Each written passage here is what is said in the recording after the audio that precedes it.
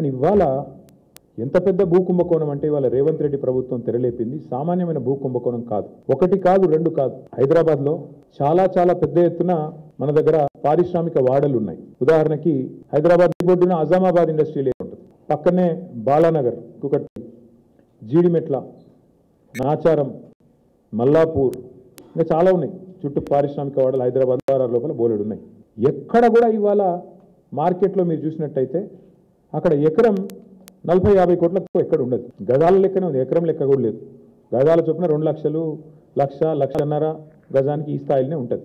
ఇవాళ అట్లాంటి భూముల్లో రేవంత్ రెడ్డి ప్రభుత్వం తెరలేపిన కుంభకోణం ఎంత పెద్దది అంటే దాదాపు 9,200 పైచిలకు ఎకరా, దాదాపు 9,300 ఎకరాల భూమి హైదరాబాద్లో.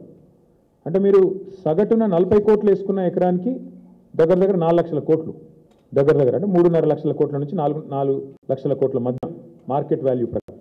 లేదు 50 కోట్లు వేసుకున్నారు సగటు, దగ్గర 5 లక్షల కోట్ల విలువ చేసే ఆస్తిని అందులో మరి ఇవాళ ఆయన అనుయాయులకు, ఆయన వందిమాగదులకు, ఆయన బామ్మర్దులకు, ఆయన తమ్ములకు, ఆయన చుట్టూ ఉండే బ్రోకర్లకు ఇవాళ ఒప్పందాలు కుదిరించి ఒక అతిపెద్ద భూ కుంభకోణానికి రేవంత్ రెడ్డి ప్రభుత్వం మొన్న జరిగిన కేబినెట్ సమావేశంలో తెరలేపింది.